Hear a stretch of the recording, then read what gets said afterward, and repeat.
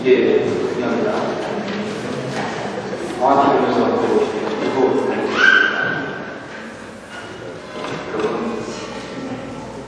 여러분 아버지를 닮으셨습니다. 어머니를 닮으셨습니다. 내가 존경하는 스승을 닮으셨습니다. 여러분 누구 닮으셨습니까? 힌트가 바로 여기에 있습니다. 그건 바로 여러분이 그리스도인이라는 사실을 상기해야 합니다. 거듭난 그리스도인이 닮아야 할 사람입니다. 사도 바울은 갈라디아서 2장 10절에 이렇게 이야기합니다. 내가 그리스도와 함께 십자가에 못 박혔나니 그런즉 이제는 내가 사는 것이 아니요 오직 내 안에 그리스도께서 사신 것이라. 이제 내가 육체 가운데 사는 것은 나를 사랑하사 나를 위하여 자기 몸을 버리신 하나님의 아들을 믿는 믿음 안에서 사는 것이다.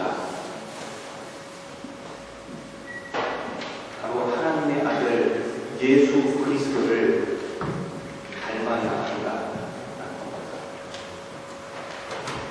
내가 예수 그리스도를 닮아가면 내 가족도 변하고 내 주변도 변하고 나의 영향받은 자녀에게 습득될 수 있지만 예수를 닮아가려고 시도했던 나의 삶이 우리의 자녀들에게 다른 영향을 준다는 사실, 여기에 소망이 있습니다. 여러분 나 자신을 한번 살펴보십시오. 내가 지금 예수 그리스도를 닮아가고 있는지 아니면 무늬만 그리스도인인지를 살펴봐야 합니다. 사람은 참 자신에게는 합리하고 남에게는 야박하게 기대가 않습니다. 그런데 지금 이 순간만큼은 나 자신에게 냉철하게 물어보십시오. 정말로 내가 그리스도를 닮아가기로 결정한 그리스도인인가? 난 예수 그리스도를 닮아가기 위해서 옛사람을 벗어버리기로 결정했는가? 성도 여러분, 이것은 이미 내가 예수 그리스도를 완벽하게 재현하고 있다는 의미가 아닙니다. 예수 그리스도를 따라가는 삶을 살려고 결단하고 아직은 부족하지만 그렇게 살아가려고 조금씩 시도하고 있다는 의미입니다. 다시 여러분에게 묻습니다. 여러분은 누구를 닮으셨습니까? 예수 그리스도를 닮아가고 있습니다. 아니면 무늬만 그리스도로 그럴듯하게 포장한 사람. 기왕이면 무늬만 그리스도인이 아니라 예수를 닮아가는 진짜 그리스도인이 되기를 바랍니다. 19세기에 복음주의 설교가 중에 찰스 스펄전이라는 유명한 목사님이 있습니다. 여러분 아마 잘 알고 계시는 목사님은 누구입니다. 매 예배마다 그의 설교를 듣기 위해서 모인 사람이 많은 명을 알고 있습니다. 그런데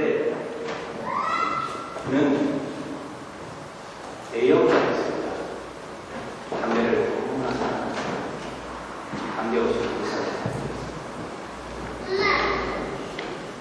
그래서 크리스천 흡연 같은 스펄전을 즐거우면서 자신의 흡연을 합리화하고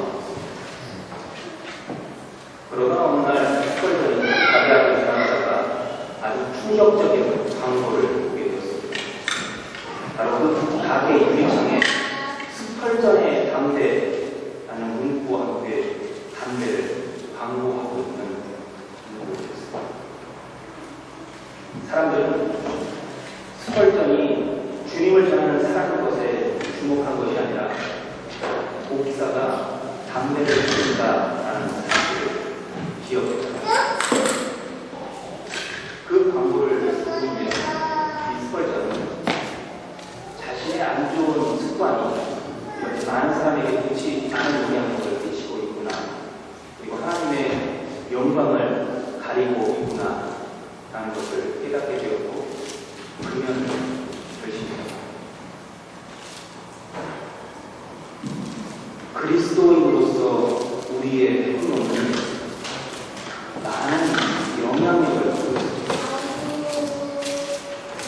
그리스도인으로 여러분은 주변에 어떤 영향력을 끼치는지 모르겠습니다.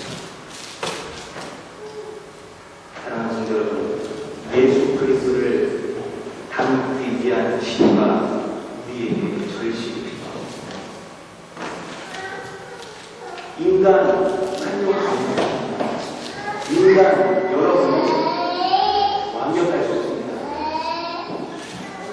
실수도 하고 좋지 못한 습관을 만들 수 있습니다.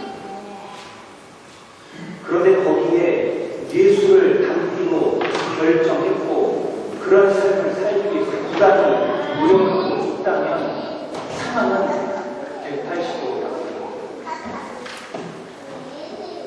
그것은 내 영향력이 아니라 주님의 영향력이 나타날 길을 열어놓았기 때문에 가능한 사실입니다.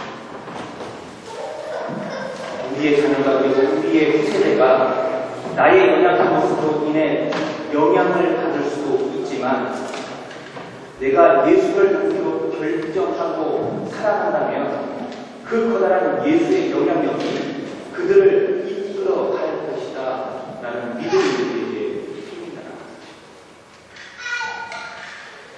다시 한번 여러분을 묻겠습니다. 여러분은 누구를 담기로 결정하셨습니까? 누구를 닮아가셨습니까? 예수를 담기로 결정했는데 여러분의 입술과 생각과 행동에 나타나는 모습들이 예수와 다른 모습으로 나타난다면 여러분 어떻게 하시겠습니까? 나는 내 아버지를 담기로 했어. 나는 내 어머니를 담기로 했어. 나는 내가 존경하는 그 사람을 담기로 했어. 라고 결정했다면 커다란 문제가 되지 않습니다. 그 사람들은 후기가 있고 단점이 있습니다. 그러나 예수 그리스도를 믿기로 그분을 따라가기로 결정했다면 그의 합당한 삶을 살기 위해서 부담을 가지십시오. 지금 넘어져도 그리고 그 모습을 여러분의 자녀가 여러분의 후손이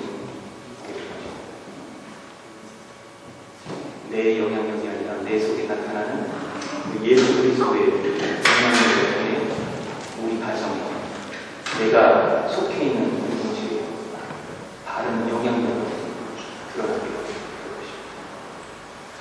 다 같이 기도하시겠습니다.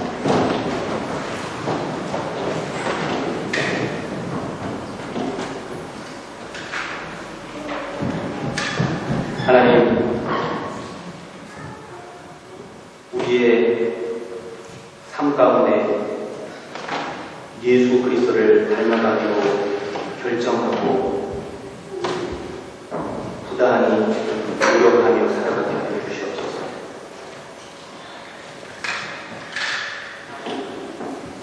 우리의 연약함을 주님 앞에 내놓습니다. 우리를 통해 나타날 그 놀라운 예수 그리스도의 영향력이 우리를 통해 주변으로, 가족으로, 내가 속한 공동체로 드러나게 하여 주시옵소서. 주님, 우리를 통해 하나님의 놀라운 은혜가 나타나게 하여 주시옵소서.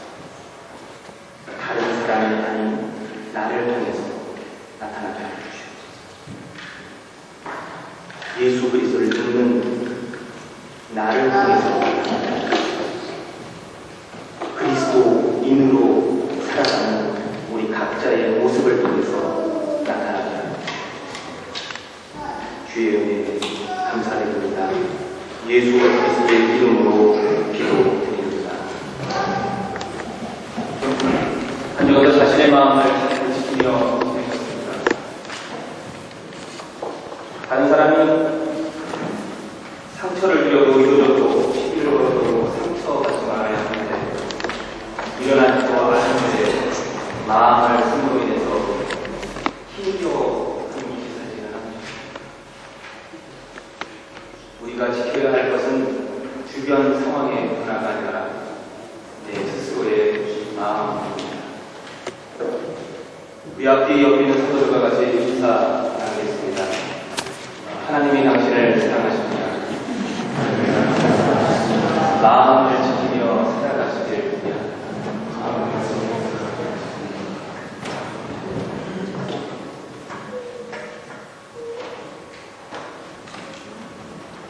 예전에 사역하는 교회에서 그 청년들과 함께 그 디스크라는 성격 유형 검사를 했던 적이 있습니다. 이 성격 유형은 그게 주도형, 사교형, 안저형, 신중형 이렇게 4가지가 있습니다. 이 검사를 했던 청년들에게 각 성격 유형별로 보여서 여행 계획을 세워보라고 이야기했습니다. 어떤 일이 벌어졌는지 아십니까?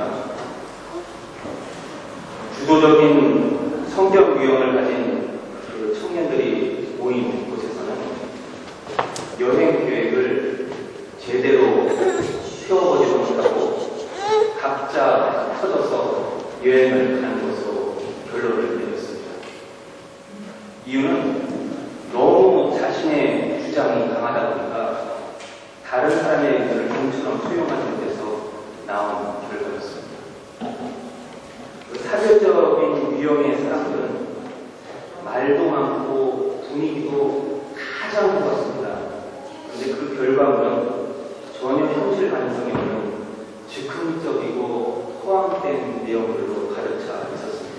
예를 들자면 이탈리아 로마로 가자라고 결정을 해놓고 어떻게 가는지는 결정 안 하고 거기 가서 가장 좋은 5성급 호텔 전체를 다 빌려서 거기서 풀장에서 파티를 벌이며 한번 놀아보자 이런 식으로 계획을 세운 겁니다. 현실과는 전혀 없습니다. 안정형의 사람들은 차분한 분위기에서 내용을 정리하며 진행했지만 진도가 어디게 진행되었습니다. 왜냐하면 거기는 앞에 나서서 이끌어줄 사람이 없었기 때문이었습니다. 신중형의 사람들은 세세한 비용에 이르기까지 아주 세밀한 여행 계획을 세웠습니다. 버스를 몇 번 탈고 가서 몇 시에 도착하고 도착해서 이동하는 시간을 몇 분 걸리고 그리고 나서 어떻게 여행 가방을 풀 거며 방을 어떻게 배정할 것인지까지 아주 세세한 계획을 세웠습니다. 그러면서 들었던 생각이 모든 사람이 같은 성격 유형이 아니라 각기 다른 성향을 가지고 있어서 섞여 살고 있는 것이 참 감사한 일이구나 라는 생각을 좀 하게 되었습니다. 더불어서 다른 사람에게 주어진 달란트를 인정하면서 그 속에서 나의 장점을 펼칠 수 있는 공동체에 속해 있다는 것이 참 행복한 일이다 라는 것도 깨닫게 되었습니다. 여러분 주도형만 보이는 모임에 여러분이 속해 있다고 생각해 주십시오. 거기는 싸움 자리였습니다. 자기 생각만 못하고 계속해서 부딪히고 자기 주장만 하고 각기 다른 성격 유형이 모여서 산다는 건 서로의 부족한 점을 채워줄 수 있기 때문에 행복한 것입니다. 사랑하는 성도 여러분, 오늘 읽은 말씀에서 가장 눈에 띄는 내용이 무엇입니까? 네, 그렇죠. 이삭이 그랄의 블레셋 왕 아비멜렉 앞에서 자기의 아내를 무이라고 속인 장면입니다. 그 내용 자체만으로도 어떻게 그럴 수가 있을까라는 생각이 들지만 더 놀라운 사실은 똑같은 사건이 그의 아버지 아브라함의 삶 속에서도 벌어졌다는 사실. 아브라함은 하나님으로부터 자기의 본통 친척 아비의 집을 떠나 내가 지시하는 땅으로 가라라는 약속과 더불어 가나안 땅으로 이동해 왔습니다. 그렇지만 그 땅이 가뭄이 수습되었을 때 그는 가나안 땅을 떠나서 이집트로 내려갑니다. 그러면서 그의 아내 사라에게 이렇게 이야기했습니다. 이집트 사람이 아름다운 당신을 보면 나를 죽이고 당신만 살려보시오. 이집트 땅에 있는 동안만이라도 내 누이라고 합시다. 그러면 나도 살고 당신도 어려움을 겪지 않을 것이오. 아브라함은 창세기 12장 11절 이하에서 자신의 아내를 무의로 속이는 일을 그랬습니다. 그런데 더 놀라운 사실이 뭔지 아십니까? 이 사건이 한 번만 나타난 것이 아니라 아브라함의 일생에 있어서 두 번이나 나타난다는 사실입니다. 바로 창세기 20장 1절 이하에 또 한 번 나타나고 있습니다. 여러분, 이런 일련의 본문을 대하면서 어떤 생각이 드십니까?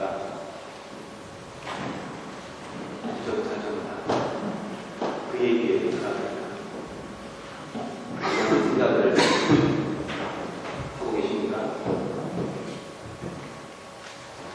그 본문을 읽다가 발견하는 놀라운 점이 또 하나 있습니다. 뭐냐면 아브라함과 이삭의 생각도 일치하고 있다는 사실입니다. 이삭이 그의 아내를 누이라고 속인 이유를 다음과 같이 기록하고 있습니다. 오늘 읽은 창세기 26장 7절에 리브가가 예쁜 여인이므로 그곳 사람들이 리브가를 빼앗기 위해서 자기를 죽일지도 모른다라고 생각했기 때문에 그런 일을 벌였다. 이런 생각은 이삭의 아버지인 아브라함도 갖고 있었고 그 걱정으로 인해서 자신의 아내를 무의로 속이는 사건의 발단이 되었습니다. 이 본문의 상황에 대해서 여러 가지 의견과 견해들이 여러 가지 주장도 있을 수 있습니다. 그런데 이것만은 확실합니다. 일어나지도 않은 일에 대한 부정적인 상상이 이들 투자를 엉뚱한 행동으로 이끌었다라는 것입니다. 자신의 아내를 위로 속이고 설상가상으로 다른 사람의 아내가 되어야 하는 일촉즉발의 위기에 처하게 되었다라는 것입니다. 이처럼 불필요한 걱정에서 시작된 상상으로부터 아내를 빼앗기를 뻔한 결과를 낳게 된 사실이 이 본문을 읽으면서 참으로 씁쓸한 느낌을 지울 수 없습니다. 그런데 진짜 더 놀라운 사실이 하나 있었습니다. 이런 상황에도 하나님의 인도하심이 나타나고 있다. 가뭄으로 인해서 고민하던 이삭이 가뭄을 피해 잠시 다른 지역으로 이주하는 것을 결정했을 때 하나님은 이삭에게 아브라함의 약속을 상기시키며 가나안 지역에 머물기를 요구했습니다. 하나님의 뜻에 따라서 블레셋 사람이 다스리는 그랄 지역으로 이동한 이삭을 하나님은 홀로 내버려 두지 않았다는 사실. 이삭의 그릇된 상상에서 비롯된 아내를 누이라고 속인 사건은 분명히 질타를 받아야 마땅한 일이지만 그럼에도 불구하고 이삭과 동행하시는 하나님의 모습을 우리는 이 사건에서 확인할 수 있습니다. 이삭은 그의 잘못된 행동으로 인해서 그랄 왕 아비멜렉에게 분명하게 질타를 당합니다. 그런데 우리는 질타 후의 상황을 주목할 필요가 있습니다. 아비멜렉의 결정에 따라서 이삭과 그의 가족은 그 땅에서 추방될 수도 있었고 또는 다른 더 모욕적인 상황에 직면할 수도 있었음에도 불구하고 오히려 아비멜렉은 이삭과 그의 아내 리브가를 건드리지 말라고 그의 백성들에게 경고하고 있다라는 사실입니다. 그리고 이상은 가뭄을 피해 그 지역에 머물면서 풍성한 수확의 결실을 얻게 되었습니다. 사랑하는 성도 여러분, 이 일련의 사건들을 통해서 느껴지는 것은 무엇입니까? 이삭이 그 아비 아브라함의 실수를 그대로 따라간다는 사실이 가장 눈에 보이기는 합니다. 그러면서 드는 생각은 사람은 누구나 실수할 수 있구나. 사람치고 완벽한 사람은 없구나 라는 사실입니다. 그럼에도 불구하고 하나님 앞에 순종하여 그 뜻대로 살아가려고 하는 사람에게 하나님의 은혜가 있음을 오늘 본문은 우리에게 상기시켜줍니다. 여러분에게 하나님의 은혜가 있습니까?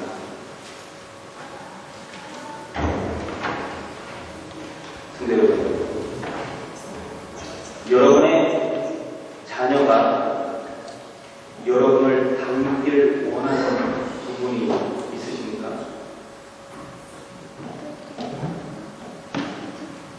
어떤 부분을 닮기를 원하십니까?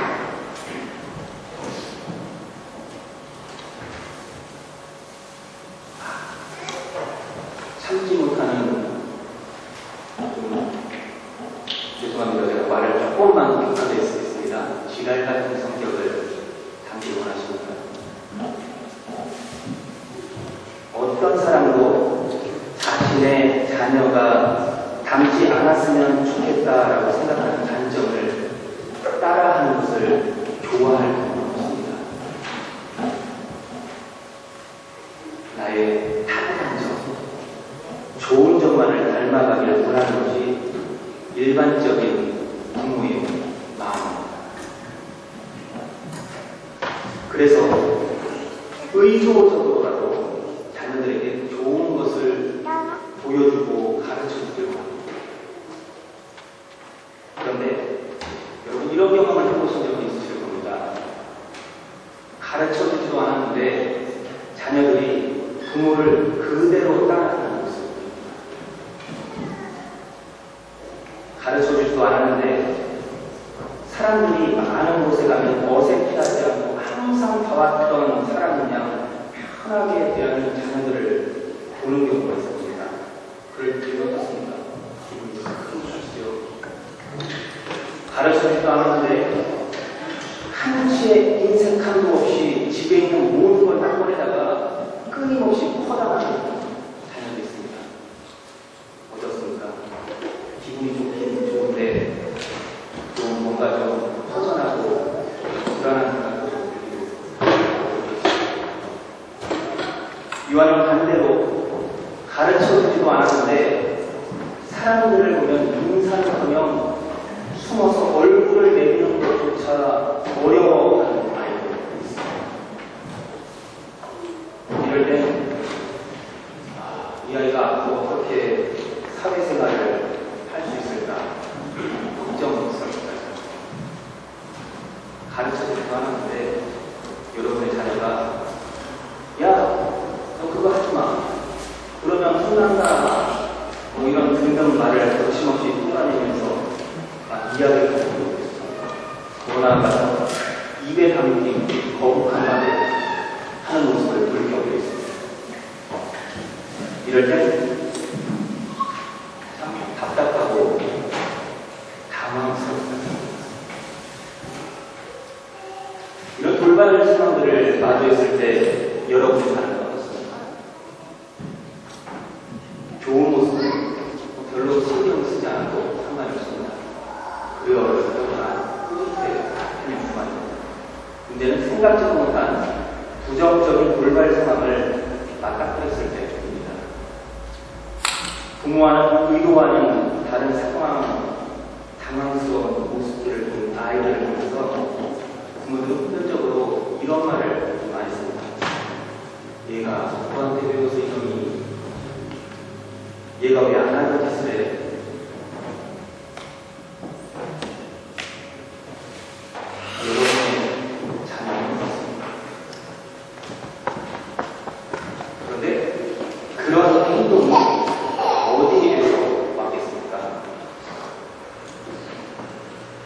부모가 직접 가르쳐주지는 않았지만 긍정적이든 부정적이든 아이들의 행동은 부모로 결국 그 책임은 다른 곳에 있는 것이 아니라 그 부모의 책임이다. 그런데 참 난감한데 가르쳐주기 싫어도 습관과 환경에서 비롯된 부모의 행동을 자녀들이 보고 그대로 습득한다는 것에 어려움이 있습니다. 아무리 가르쳐주지 않으려고 해도 배워버리는 입에 묻어버린 언어와 몸에 배워버린 행동의 습관과 가정 환경으로부터 오는 여러 가지 영향들이 바로 그런 것입니다. 이것은 일단 가정에만 국한되지는 않습니다. 일반 사회단체도 그렇고 교회 공동체도 여기에서 크게 벗어나지는 않습니다. 전통이라는 이름 하에서 좋고 나쁜 습관들을 답습하는 경우를 우리는 종종 보게 되고 있습니다. 좋은 습관이야 당연히 배워도 좋지만 여러분의 자녀가 그리고 우리 공동체의 후세대가 나쁜 습관과 영향을 어떻게